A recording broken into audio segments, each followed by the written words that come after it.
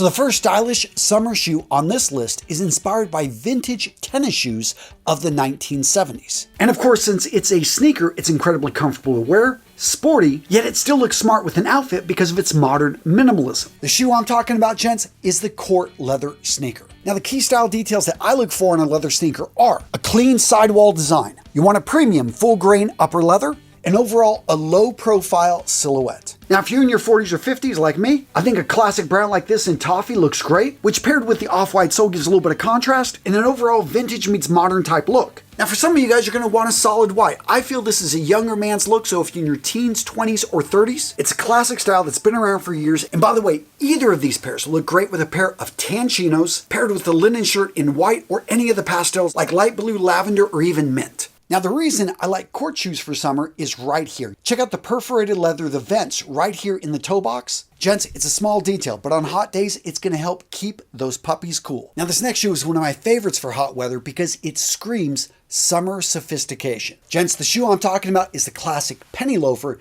this particular style right here in a tan suede. Now, the key style details on a traditional penny loafer are going to be that penny strap right across the vamp. Another detail I really like about these shoes right here, they have an unlined suede. So if you're looking for summer shoes, look for something that's unlined because it's going to be lighter, it's going to be more breathable. And even compared to the sneakers, you're going to see that we've got a lower vamp. Basically, that's less of the foot is going to be covered. Therefore, it's going to be a cooler shoe wearing experience. Now, if I was dressing these shoes down and wanted to look good on a summer day, I'd be wearing no-show socks, cream chinos, and a chambray shirt, which in case you don't know, is a very lightweight form of denim, usually in a variation of blue. Roll up those sleeves, and with these shoes, you're going to look like you belong on the French Riviera. That being said, if you want to dress these up, you can wear these with a cotton or seersucker suit and either choose an open collar dress shirt, or if you decide to wear a tie, go with something lightweight, maybe a summer silk cotton blend in a lightweight material. Yeah, these shoes give you a lot of options. And if suede's a little bit too edgy for you, of course, you can go with a classic penny loafer in a regular leather upper design. This dark brown pair right here would look great with chinos and maybe a navy blazer, with of course a collared Oxford shirt underneath.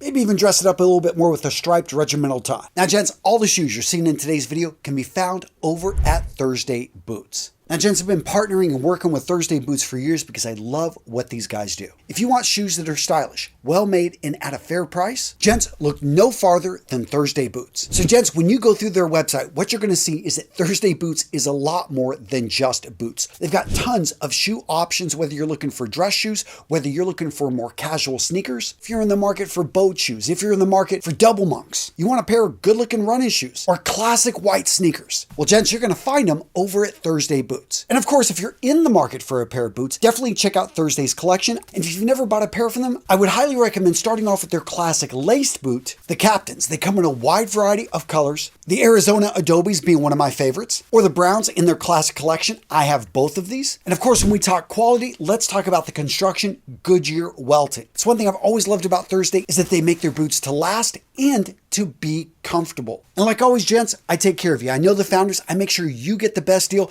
by using that link in the description of today's video. You are guaranteed to get the best deal on the web when it comes to boots, when it comes to shoes, when it comes to anything you want to grab over at the Thursday Boots store. Look at all the options they've got for you, because when it comes to footwear that's stylish, that's comfortable, that is at a fair price, Thursday is impossible to beat. So again, gents, use that link. Go check them out. Awesome company, proud to support them. Now, the next shoe on this list is a bit controversial. It's loved by some, it is hated by others. But what nobody can deny is the mock toe loafer, the classic boat shoe, is a classic because it's been around for decades, and the classic hand-sewn upper toe design has been around for centuries. Now, first up, let's address why some people don't like this style. A lot of people associate it maybe with New England prep, and yeah, they don't like preppy style. They feel it's maybe overdone. But straight up, gents, when it comes to comfort, the mock toe is hard to beat. In general, not only is the toe box larger, but in general, it's more flexible, therefore giving your toes more room for movement. Now, stylistically, what defines a mock toe is the stitching right here on the upper toe box. And usually they don't try to hide it, so we're going to see a little bit of contrast. In addition, on a boat shoe, you usually see a leather strap sewn into the upper part of the shoe, where its purpose is to tighten the upper heel to basically cinch the shoe around the foot and keep it on in wet conditions. Another common feature is just a couple sets of eyelets. Sometimes you'll see 3, other times 1, but 2 is pretty common. Now, when it comes to styling shoes like this, I think they work fine with either cotton or linen shorts. Pair that with a short sleeve button down, you got a great combination. And if you wanted to dress it up a bit, maybe go with a pair of seersucker trousers, some no-show socks, and a lightweight unlined blazer.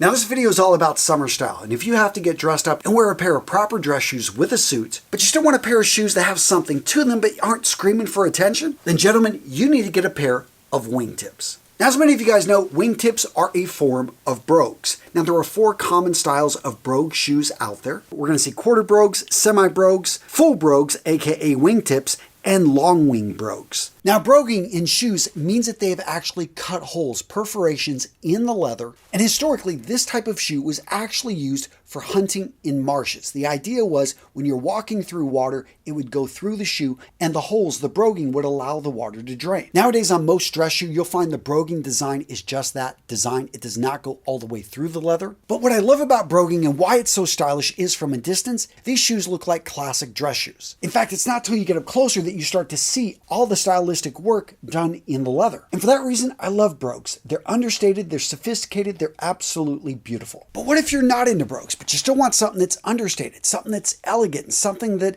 slips on and off? Well, guys, check out the double monks. Now, yes, this style has been in vogue for over a decade, and some people think it's been overplayed. But straight up, gents, in my experience, most guys have never even heard of this style. And when you wear it, I love it because, yeah, you got that little bit of flash right there with the double buckles. It's incredibly comfortable. You can slip the shoes on and off when you're going through the airport. When it comes to a slip-on dress shoe that looks great wearing either a suit, sports jacket, not trouser combination, or even dressing it down with chinos and a linen shirt, this shoe style stands out from the crowd. Next up, let's talk trainers, aka running shoes. I know so many of you guys are like, Antonio, I can't believe you have them on this list. The reality is many of you guys are going to continue to wear them no matter what I say. So if you are going to choose a pair, then go with a style that doesn't have big branding all over it. I personally like muted, lighter colors. And yeah, as long as they're clean and you understand that these things are casual, well, in this case, you wear what you want and look good. Now, this next shoe isn't a shoe at all. It's the classic chukka, aka the desert boot.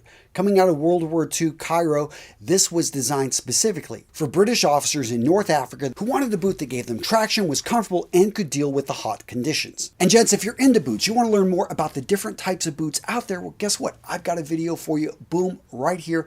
Continue your viewing experience. You guys know I take care of you. Go check out this video. I go into great detail about all the different types of boots that every man needs to know about. Boom.